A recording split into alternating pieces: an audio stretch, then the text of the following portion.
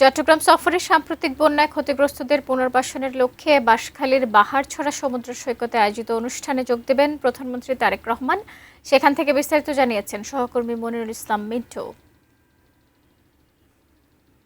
প্রধানমন্ত্রী তারেক রহমান তিনি ঢাকা থেকে হেলিকপ্টার যোগে মহেশখালী তিনি পৌঁছেছেন এবং মহেশখালী যে গভীর সমুদ্র বন্দর সেটি পরিদর্শন করছেন এবং সেখানে যে কয়লাভিত্তিক যে বিদ্যুৎ কেন্দ্র সেটির পাশাপাশি মহেশখালী উন্নয়ন কর্তৃপক্ষের যে কার্যক্রম সেটি পরিদর্শন করছেন এবং এরপরে তিনি আসবেন মহেশখালীর থেকে এই বাঁশখালীর যে বাহারছড়া যে সমুদ্র সৈকত সেই সমুদ্র সৈকতের পাড়ের অবস্থায় দেখতে পাচ্ছেন যে এখানে নেতাকর্মী থেকে শুরু করে সাধারণ মানুষ একেবারে সমুদ্র সৈকতের পাশে যে মঞ্চ তৈরি করা হয়েছে সেই মঞ্চের সামনে অবস্থান করছেন এবং এই স্থানটি বেছে নেওয়ার অন্যতম কারণ হচ্ছে যে কিছুদিন আগে এই এলাকায় যে ভয়াবহ বন্যা হয়েছে সেই বন্যার ক্ষত এখনো রয়ে গেছে এবং এই এলাকায় প্রধানমন্ত্রী তিনি আসছেন মূলত বন্যা ক্ষতিগ্রস্তদের যে পুনর্বাসন যে কার্যক্রম সেই কার্যক্রমে সহায়তা দেওয়ার জন্য এবং এখানকার মানুষ অধীর আগ্রহে অপেক্ষা করছেন তার আগমনকে কেন্দ্র করে।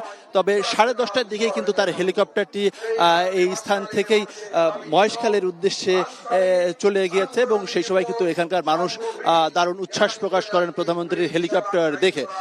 তবে এখানে স্থানীয় নেতাকর্মীরা তারা যারা বক্তব্য রাখছেন তারা বলছেন যে 1991 সালের পরে এই এলাকায় এত বড় ভয়াবহ বন্যা সেটি হয়নি।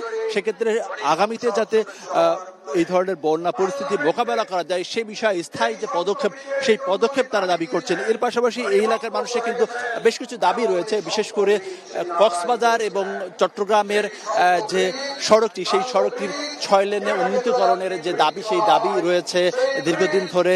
এর পাশাপাশি যাতে এই এলাকার উন্নয়ন কার্যক্রম বিশেষ করে কর্মসংস্থান সৃষ্টির ক্ষেত্রে নতুন সরকার নতুন করে পরিকল্পনা নেয় সেই দাবি রয়েছে।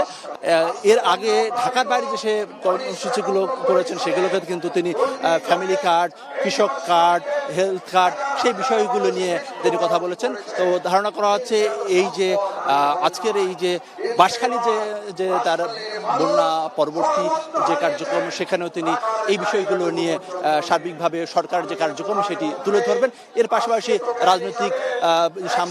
সাম্প্রতিক রাজনৈতিক বিষয়গুলো নিয়ে তিনি কথা বলবেন।